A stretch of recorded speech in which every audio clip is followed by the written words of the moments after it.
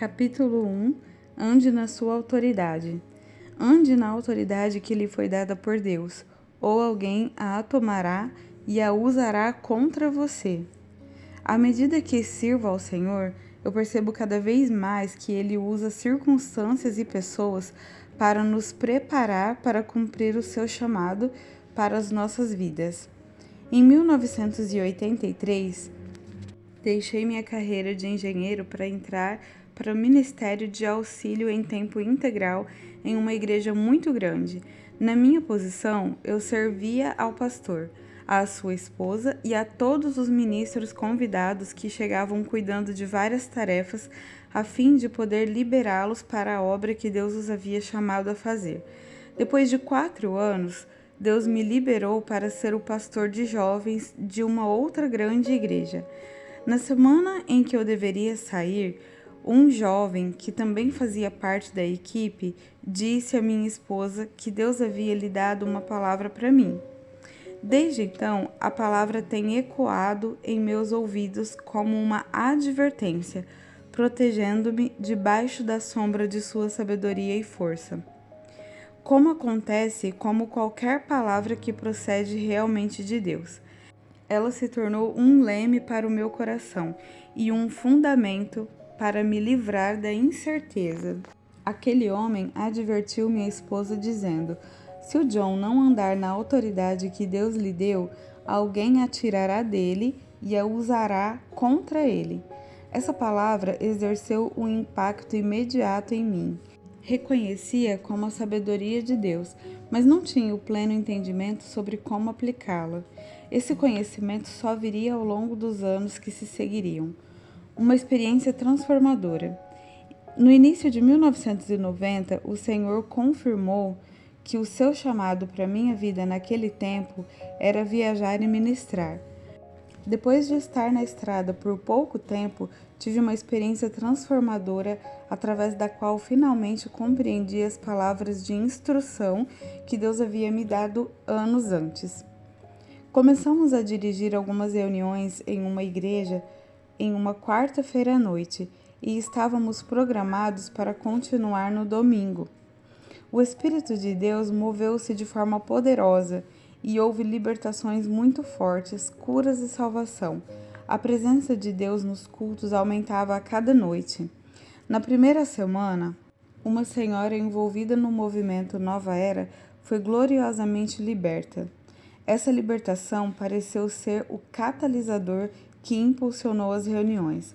Na semana seguinte, as pessoas começaram a vir de regiões a 150 quilômetros de distância para participar dos cultos. O pastor disse: não podemos encerrar esses encontros. Deus tem mais reservado para nós. E eu concordei, e continuamos por 21 cultos. A palavra de Deus fluía como um rio que corria rapidamente, e os dons do Espírito se manifestavam em cada culto. Certa noite, durante a segunda semana de reuniões, estava pregando quando de repente virei para trás e encarei os músicos e cantores. Havia cerca de 25 pessoas sobre a plataforma. Então eu declarei: há pecado nessa plataforma. Se você não se arrepender, Deus vai trazê-lo à tona. Depois de me ouvir dizer isso, eu pensei: uau, de onde veio isso? Eu estava perguntando há tempo suficiente para saber que há momentos em que a unção de Deus vem sobre você de uma forma tão forte que você faz a afirmação que seus ouvidos físicos só ouvirão depois de já terem sido ditas. Isso é pregação profética. Quando falamos por inspiração divina. Minha mente começou a questionar o que eu havia dito, mas rapidamente expulsei esses pensamentos porque sabia que o que eu havia dito procedia de Deus. Eu não havia premeditado aquilo. A unção para pregar permanecia sobre mim de forma intensa. As multidões aumentavam a cada culto. Durante a terceira semana, mais uma vez, enquanto eu pregava, eu me voltei, apontei o dedo para os que estavam na plataforma e declarei com ousadia, através da unção do Espírito Santo: há pecado nesta plataforma. Se você não se arrepender, Deus irá expor o pecado e você será excluído. Senti um aumento de autoridade e de segurança. Desta vez, não questionei, porque sabia que Deus estava dando início ao processo de retirar o pecado de sua casa. Julgue ou seja julgado. Quando o pecado entra em nossas vidas, o Espírito Santo nos convence e nos instrui. No entanto, se não dermos ouvidos, começaremos a nos tornar frios e cauterizados. Isto continuará até que o nosso coração não esteja mais sensível a ele. E então, para nos alcançar e nos proteger, ou para proteger aqueles que nos cercam, Deus enviará alguém para expor o que está errado. Ele não faz isso com o objetivo de nos constranger, mas sim para nos advertir e proteger. Se continuarmos nos recusando a ouvir, o julgamento virá sobre nós, porque se nos julgássemos a nós mesmos, não seríamos julgados. Mas quando julgados, somos disciplinados pelo Senhor para não sermos condenados com o mundo. Essa verdade está em 1 Coríntios, capítulo 11, versículo 31 e 32. Deus irá tolerar o pecado durante um período para nos dar tempo de nos arrependermos, a fim de nos poupar da sua disciplina. E até mesmo durante a sua disciplina, o seu desejo é que não sejamos condenados com o mundo. O filho pródigo caiu em si quando estava no chiqueiro. É melhor cair em si estando em um chiqueiro do que continuar em pecado e um dia ouvir o mestre dizer: Apartai-vos de mim, os que praticais as iniquidades. Mateus 7:23. Se não nos arrependermos, sofreremos, embora não seja este o desejo de Deus para nós. Referindo-se a isso, Paulo disse: Eis a razão porque há entre vós muitos fracos e doentes, e não poucos que dormem. Estão mortos. 1 Coríntios 11:30. No final, o pecado gera morte espiritual e física. Senti que o Senhor estava disciplinando alguém na plataforma, tentando trazer aquela pessoa ao arrependimento, mas eu não sabia quem era a pessoa a quem ele estava convencendo do pecado. Um ataque sutil de intimidação. Na noite seguinte, quando o pastor e eu estávamos no gabinete nos preparando para dar início ao culto, um dos membros do conselho entrou e informou que os ministros de louvor e adoração pareciam estar deprimidos e negativos naquela noite. O pastor achou que eles estivessem apenas cansados devido a tantos cultos e disse: Diga a eles apenas para saírem e louvarem a Deus e colocarem os seus sentimentos de lado. Olhei para o presbítero e disse: Espere um instante, há algo errado. O presbítero respondeu: Bem, eles acham que o Senhor está sendo muito duro com eles. Eles acham que o Senhor deveria se dirigir a eles em particular e não em público. Embora eu não estivesse ciente disso naquele instante, aquele foi um momento crucial. A autoridade que Deus havia me dado para servir e proteger estava sendo desafiada. O inimigo não estava satisfeito com o que estava acontecendo naquelas reuniões e queria pôr um fim naquilo. Eu tinha uma opção. Embora naquele instante não estivesse ciente disso, eu poderia ceder à intimidação, recuando no que havia dito aos ministros de louvor, perdendo assim a minha posição de autoridade, ou eu poderia permanecer na minha posição de autoridade, quebrando o poder da intimidação e mantendo-me firme sobre o que Deus havia dito. Imediatamente eu pensei: John, por que você deixou aquelas pessoas constrangidas? Por que você não pregou simplesmente a sua mensagem sem virar para trás e apontar o dedo? Agora as pessoas da igreja estão tentando imaginar quem na plataforma está em pecado. E se ninguém estiver? Ou mesmo que haja pecado, e se ele nunca for exposto, as pessoas continuarão desconfiadas e os que são puros vão sofrer com isso. Isso vai atrapalhar o andamento da igreja. Será que destruí o que foi feito de bom nessa igreja? Se fiz isso, ficarei com uma má reputação e mal comecei o meu ministério itinerante. Esses pensamentos atacaram a minha mente sem cessar. Os meus temores haviam começado a se concentrar em um pensamento: o que vai acontecer comigo?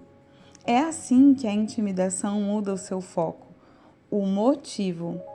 A raiz da intimidação é o medo, e o medo faz com que as pessoas se concentrem em si mesmas. O perfeito amor lança fora o medo, porque o amor coloca o foco em Deus e nos outros, e nega a si mesmo. Isso está em 1 João 4,18. O pastor não disse nada. Nós três demos as mãos e oramos para que a vontade de Deus fosse feita naquele culto. Dirigimos-nos à plataforma como havíamos feito todas as noites anteriores durante as últimas 3 semanas. Durante o louvor, eu percebi que a palavra do Senhor não estava enchendo meu coração. Não senti nenhuma direção, mas eu pensei, Deus é fiel, saberei o que dizer e fazer quando chegar ao púlpito. O louvor terminou, e enquanto o pastor fazia os anúncios, não ouvi nada em meu coração. Eu pensei, vou me levantar e Deus me dará uma direção quando eu estiver de pé.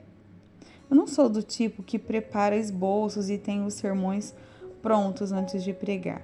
Eu estudo, oro e depois falo segundo a inspiração em meu coração. Minha preocupação crescia à medida que o tempo passava, porque eu sabia que não tinha nada a dizer se Deus não me desse a sua direção.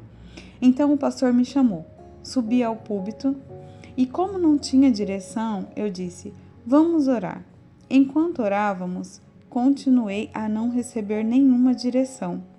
Orei durante vários minutos. Para piorar a situação, as minhas orações não tinham vida.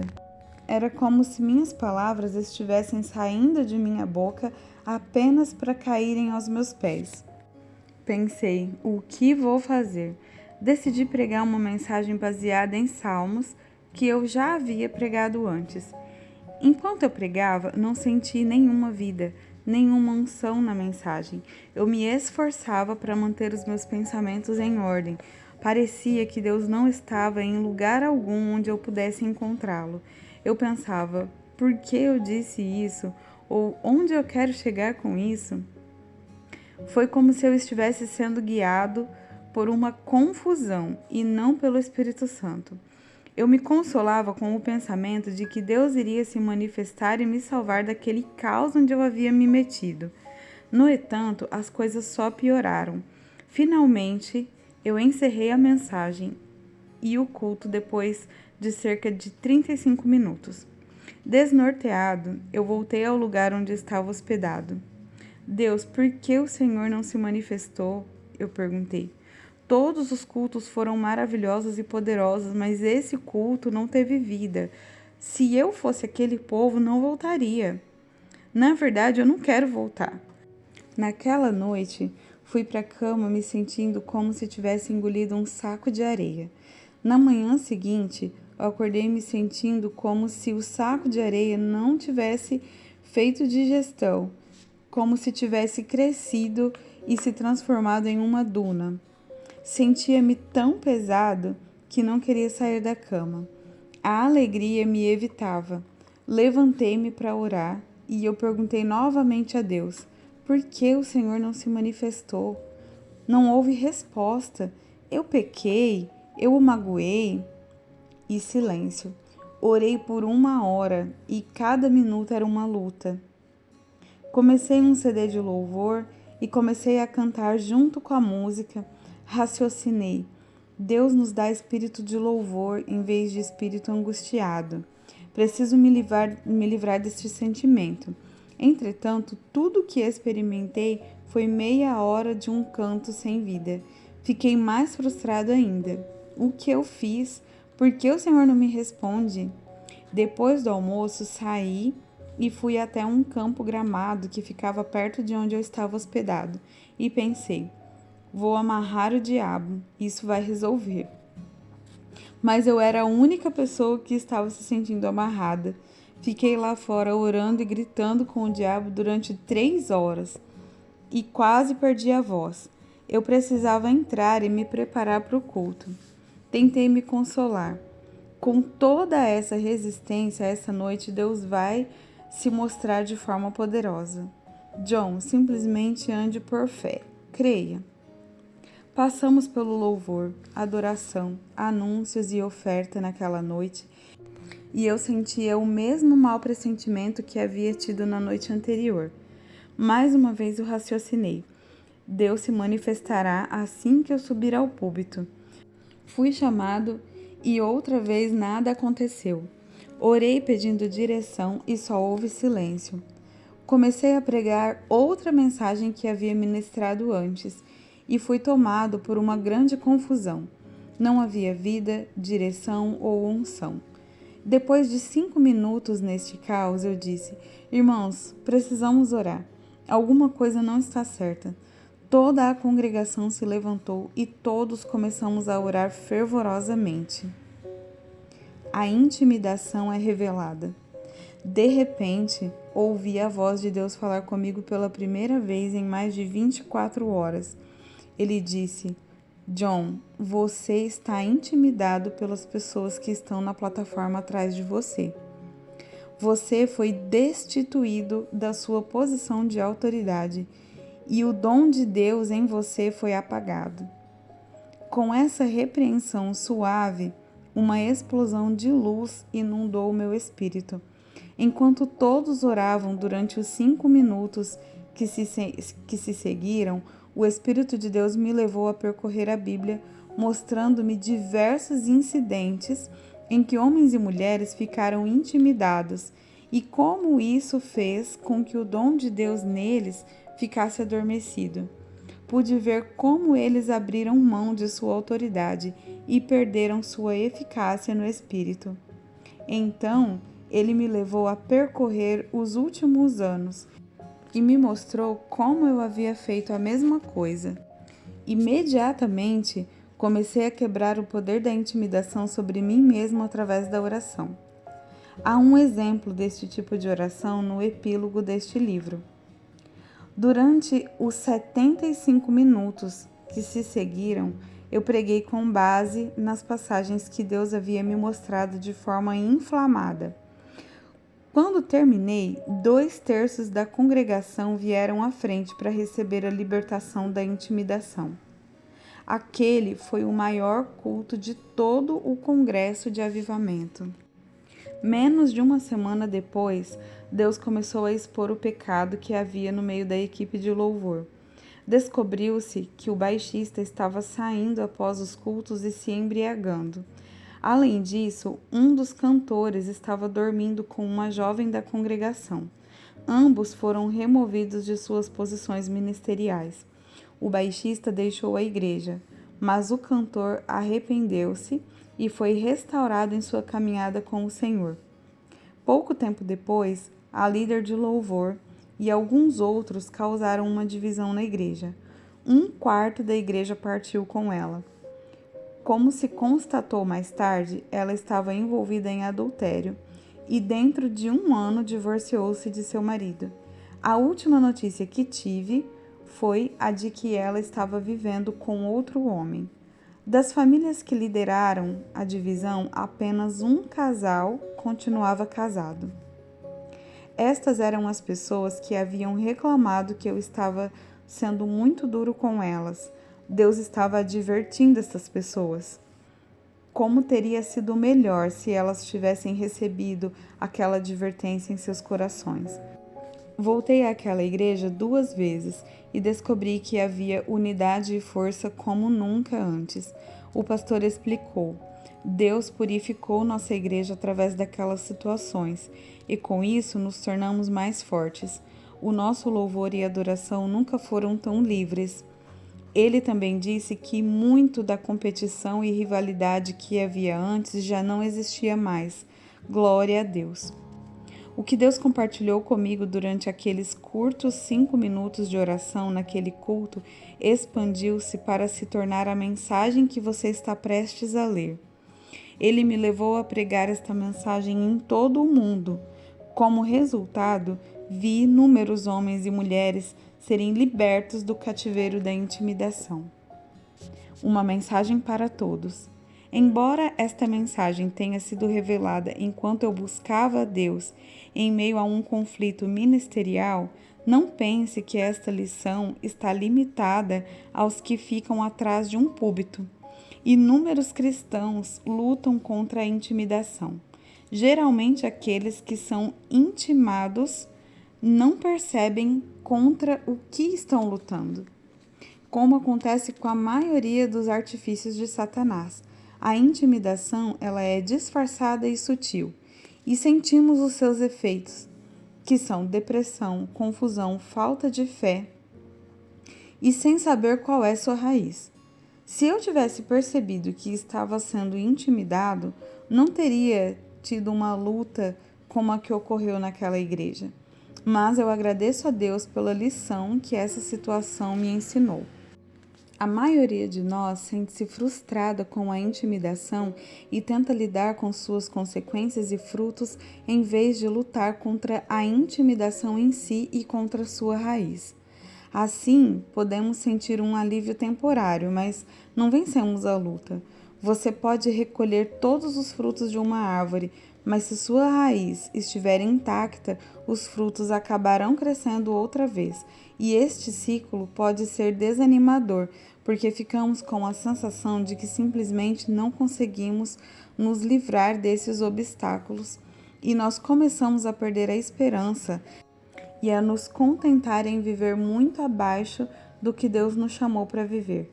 As verdades contidas neste livro o ajudarão não apenas a identificar a intimidação, mas também irão equipá-lo com o conhecimento que você precisa para quebrar a influência da intimidação sobre a sua vida.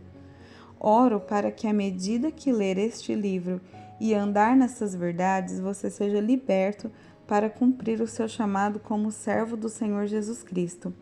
Talvez você não esteja ansioso para confrontar a intimidação em sua vida de forma direta. Muitas vezes, quando identificamos algo em nossas vidas que nos oprime, queremos ter alívio imediato, mas geralmente esse alívio imediato tem um alto preço e ele não é permanente. Eu quero desenvolver esta mensagem cuidadosamente como ela foi revelada a mim. Nos próximos 3 capítulos, nós vamos estabelecer um fundamento crucial, começando com o entendimento da nossa posição e da nossa autoridade espiritual.